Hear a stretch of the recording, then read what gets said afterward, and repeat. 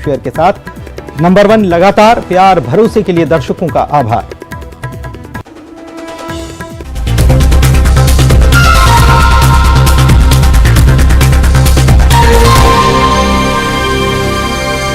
नमस्कार एमपी, अब तक आप देख रहे हैं और आपके साथ मैं हूं पुनीत। चलिए खबरों की करेंगे शुरुआत और सबसे पहले एक बड़ी खबर की बात। राजधानी भोपाल से बड़ी खबर आपको बता रहे हैं। बीजेपी विधायक दल की बैठक हुई है और इस विधायक दल की बैठक कुछ ही देर में शुरू होने वाली है। अभी जो जानकारी मिल रही है, अभी शुरू होने में वक्त है, कुछ ही देर में ये बैठक शुरू हो जाएगी। शीतकालीन सत्र को लेकर रणनीति बनाई जानी है, क्योंकि आज से विधानसभा का सत्र जो है वो शुरू हो चुका है। शीतकालीन सत्र पहला दिन रहा और काफी हंगामा आज देखने को मिला। इधर विपक्ष को जवाब देने के लिए रणनीति बनाई जानी है। यह भी आपको बता दें कि अविश्वास प्रस्ताव पर चर्चा की मांग विपक्ष कर रहा है कि कल ही चर्चा हो जाए। तो बहुत सारे मुद्दे हैं। विपक्ष की तरफ से यह भी कहा जा रहा है कि यह सत्र जो है 5 दिन का है, लेकिन इसे छोटा करने की कोशिश हो रही है और इसको हालांकि सरकार नकार रही है। मनोज के बाद सीधे चलते हैं, हमारे सहयोगी भोपाल से जुड़े हुए हैं। मनोज, बैठक कुछ ही देर में शुरू होने वाली है, कौन कौन पहुंच रहा है, क्या रणनीति बननी है?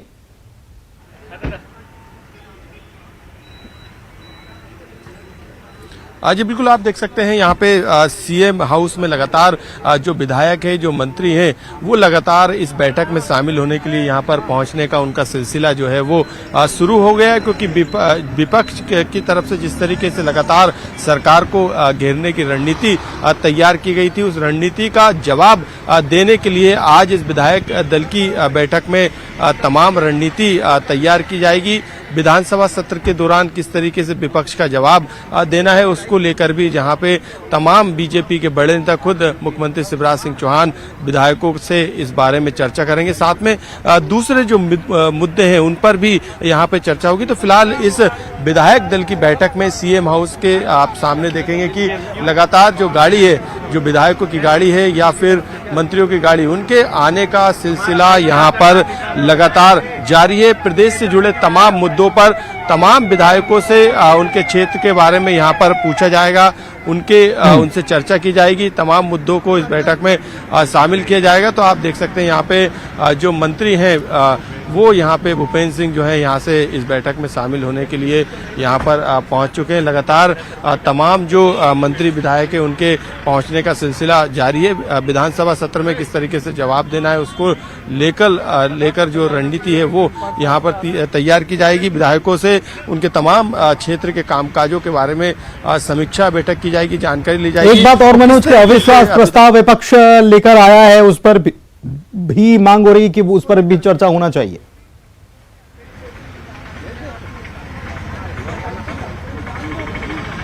जी बिल्कुल, क्योंकि लगातार विपक्ष हर तरफ से सरकार को घेरने की तैयारी में है और यही कारण है कि लगातार हंगामे के आसार को लेकर भी किस तरीके से विधानसभा को चलाना है, उस पर भी एक बड़ी रणनीति जो है तैयार की जाएगी और किस तरीके से काउंटर जवाब देना है, किस तरीके से भाषा शैली का इस्तेमाल करना है। क्योंकि विधानसभा में तमाम मुद्दे जो हैं वो विपक्ष के द्वारा उठाए जाएंगे, उन पर किस तरीके से जवाब देना है उसकी एक पूरी रणनीति यहाँ पर तैयार की जाएगी। और उसके बाद जो टैकिंग जिस तरीके से लगातार विपक्ष सरकार को घेर रही है, उस तरीके से किस तरीके से उसको डिफेंड करना है, उस पर भी यहाँ पे जो है रणनीति तैयार की जाएगी। तो फिलहाल ठीक है, रणनीति यहाँ पर तैयार हो रही है और सभी नेताओं के पहुंचने का सिलसिला शुरू हो चुका है।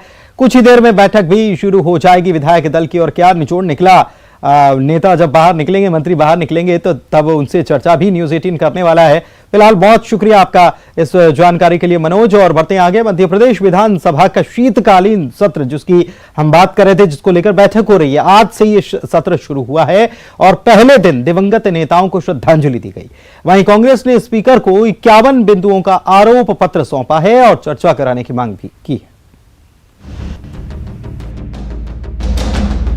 विधानसभा के शीतकालीन सत्र का आगाज हो गया है। पहले दिन दिवंगत नेताओं को श्रद्धांजलि दी गई। साथ ही ग्वालियर के सरकारी स्कूलों में फर्नीचर की कमी, शिक्षकों की कमी और पीने का पानी न होने का मुद्दा उठा।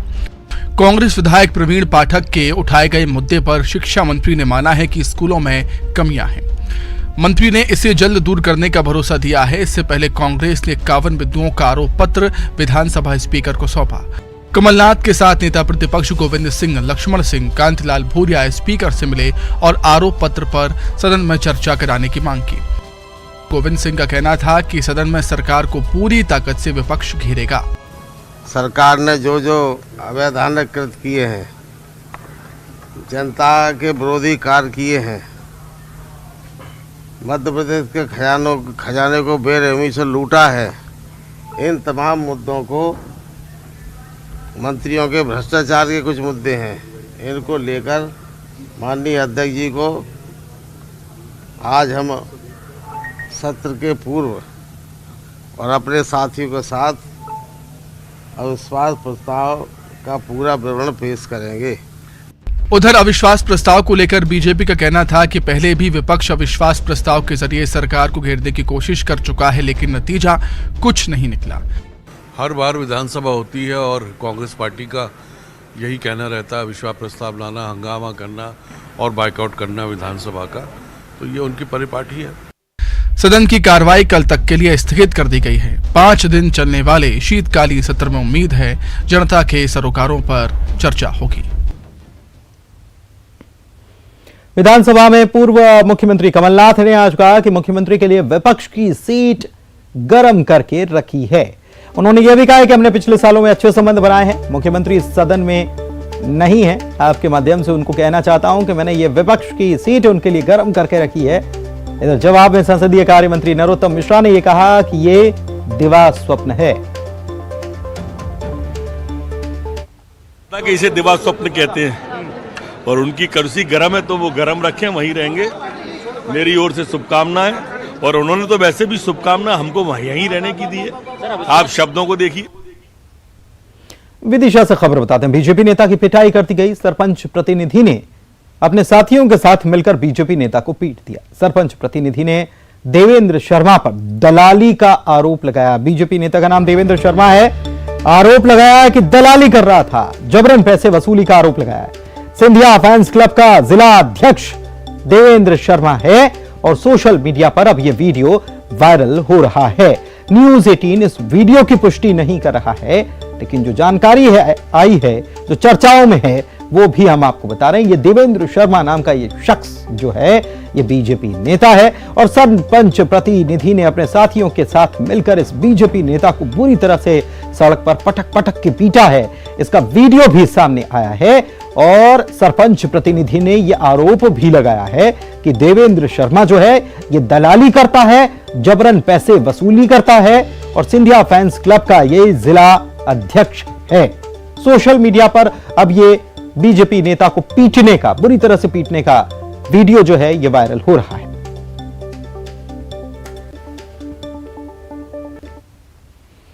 भोपाल में सीएम शिवराज सिंह चौहान ने नगरीय निकायों के जनप्रतिनिधियों को मंत्र दिया। सीएम ने इस दौरान महापौर अध्यक्ष की मानदेय को बढ़ाकर दोगुना करने का ऐलान किया। शिवराज सिंह चौहान ने विकास कार्यों में गति लाने पर भी जोर दिया।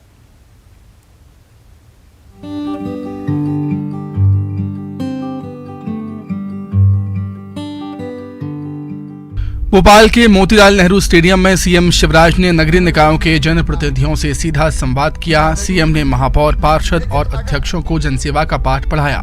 सीएम ने महापौरों, निकायों के अध्यक्ष और पार्षद के मानदेय को बढ़ाकर दोगुना करने का ऐलान किया है। चाहे मेयर हो, चाहे नगर पालिका अध्यक्ष हो, चाहे नगर पंचायत अध्यक्ष हो, चाहे नगर पालिका के उपाध्यक्ष हो, नगर पंचायत के उपाध्यक्ष हो, हमारे नगर निगमों में सभापति हों, सबके मानदेय को बढ़ा के मैं दुगना करता हूं। दुगना मानदेय उनको दिया जाएगा। सीएम ने सड़कों को दुरुस्त करने के लिए 770 करोड़ की राशि देने का ऐलान भी किया।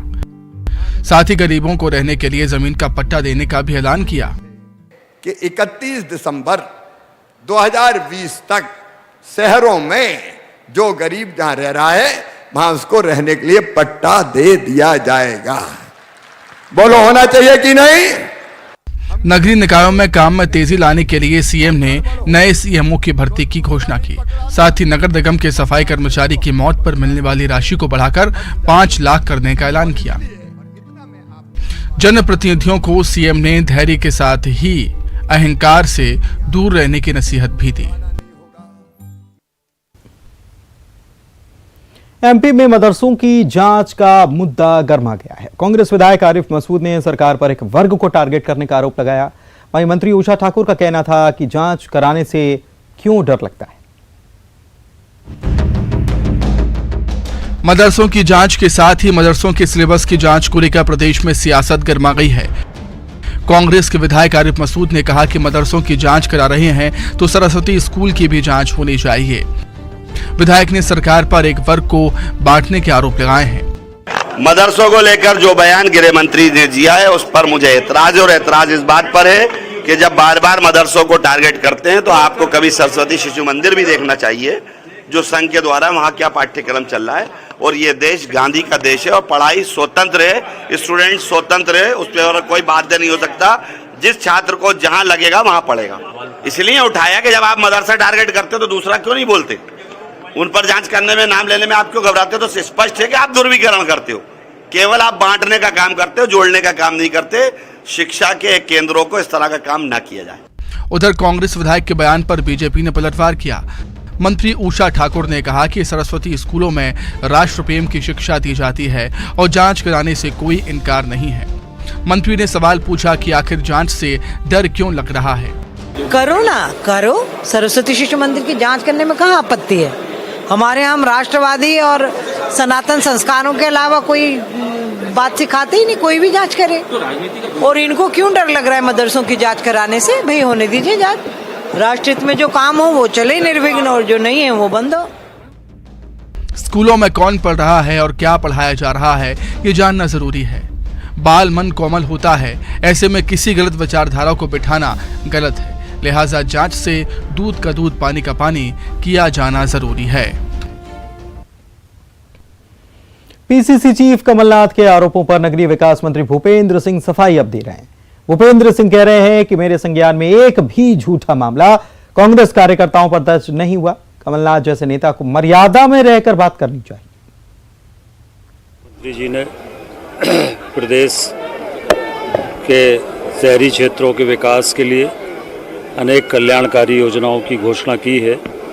एक तो शहरी क्षेत्रों में जो हमारे आवासीय पट्टे हैं वो 20 दिसंबर 31 दिसंबर 20 तक जिनके भी वहाँ पर आवासीय कब्जे हैं उनको पट्टे देने का निर्णय माननीय मुख्यमंत्री जी ने लिया है, और उनको मुख्यमंत्री भू आवास पट्टे शहरी क्षेत्रों में अभियान चलाकर दिए जाएंगे। इसके साथ साथ शहरी क्षेत्रों की सड़कों के लिए 700 करोड़ रुपए की राशि की घोषणा माननीय मुख्यमंत्री जी ने की है। बीजेपी विधायक जजपाल सिंह जज्जी की विधायकी खत्म होने का संकट फिलहाल तो टल गया है। अशोकनगर से जज्जी विधायक हैं और इनको ग्वालियर हाई कोर्ट की खंडपीठ जो है उसकी डबल बेंच से राहत मिल गई है। डबल बेंच ने सिंगल बेंच के आदेश पर रोक लगाई है। हाई कोर्ट की सिंगल बेंच ने पिछले हफ्ते ही लड्डू राम कोरी की रिट पिटीशन पर सुनवाई करते हुए फैसला सुनाया था और अशोकनगर के विधायक जजपाल सिंह जज्जी की जाति अनुसूचित जाति का प्रमाण पत्र निरस्त कर दिया था। साथ ही अशोकनगर के पुलिस अधीक्षक को आदेश दिया था कि जज्जी के खिलाफ एफआईआर दर्ज कर जाति प्रमाण पत्र की जांच की जाए। साथ ही कोर्ट ने आदेश की कॉपी विधानसभा के अध्यक्ष को भेजकर उनकी विधायकी शून्य करने के लिए भी पत्र लिखा था। डबल बेंच के स्टे के बाद जज्जी समर्थक खुश हैं।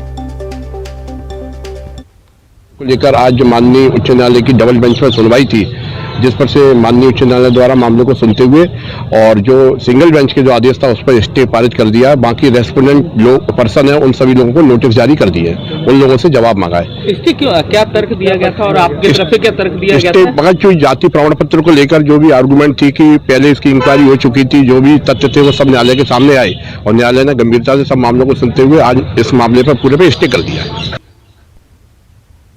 कांग्रेस विधानसभा चुनाव की तैयारियों में जुट गई है। पीसीसी में कांग्रेस प्रदेश प्रभारी जेपी अग्रवाल और फ्रंटल ऑर्गेनाइजेशंस की प्रभारी शोभा ओझा ने बैठक ली है। इस बैठक में चारों फ्रंटल ऑर्गेनाइजेशन के पदाधिकारी मौजूद रहे। पदाधिकारियों को चुनावी मोड में काम करने के निर्देश दिए गए। ये कहा जा रहा है कि एनएसयूआई, युवा कांग्रेस, महिला कांग्रेस और सेवा दल में जल्द बदलाव किया जा सकता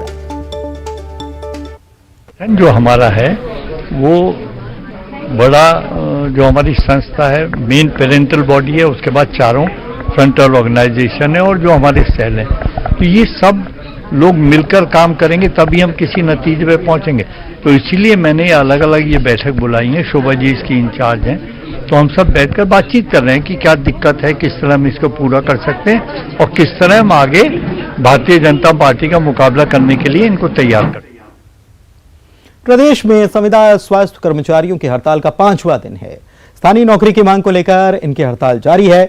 भोपाल में प्रदर्शनकारियों ने बर्खास्त किए कर्मचारियों को बहाल करने की मांग की है। इधर खरगोन में अनिश्चित काल पर चल रहे संविदा स्वास्थ्य कर्मचारियों ने अनोखा विरोध प्रदर्शन किया। 500 कर्मचारियों ने जीवनदायिनी कुंदा नदी में उतरकर सफाई की, जबकि हरदा में संविदा कर्मचारियों ने रैली निकाली, संयुक्त कलेक्टर को ज्ञापन सौंपा। उज्जैन में कर्मचारियों ने खून से लिखे होर्डिंग के साथ प्रदर्शन किया। इन लोगों ने मानव श्रृंखला भी बनाई।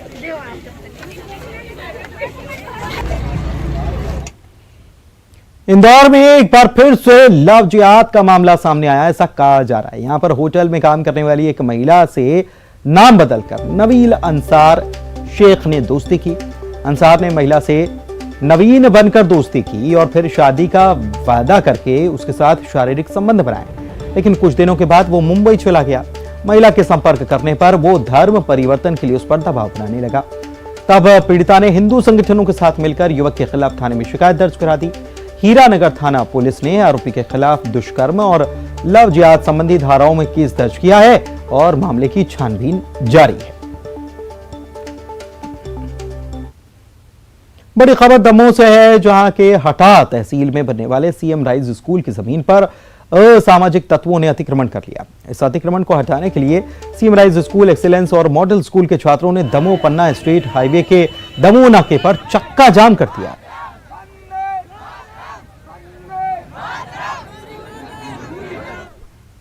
खबर श्योपुर से, जहां पर कृषि उपज मंडी में धान खरीदी बंद होने से नाराज किसानों ने श्योपुर कोटा राजस्थान हाईवे पर चक्का जाम कर दिया। जाम लगाने की सूचना पर मौके पर पुलिस और प्रशासन पहुंचा, लेकिन किसान हाईवे से हटे नहीं, अपनी मांग पर अड़े रहे। हालांकि बाद में तहसीलदार संजय जैन के आश्वासन के बाद किसान माने और जाम खुला।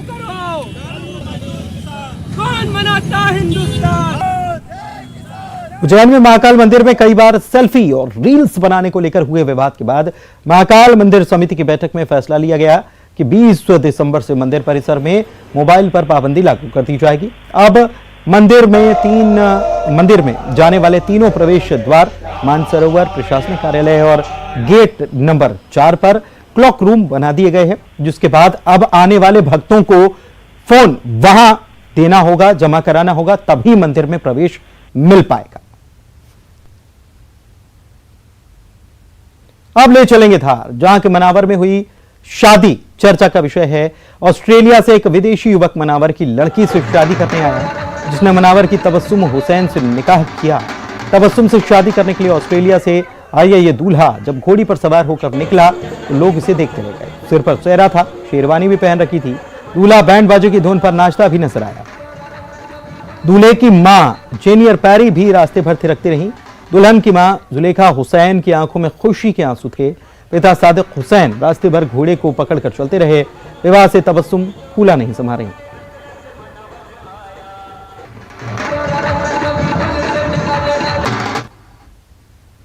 और अब 25 सेकंड में देखते हैं खबरें। एमपी विधानसभा की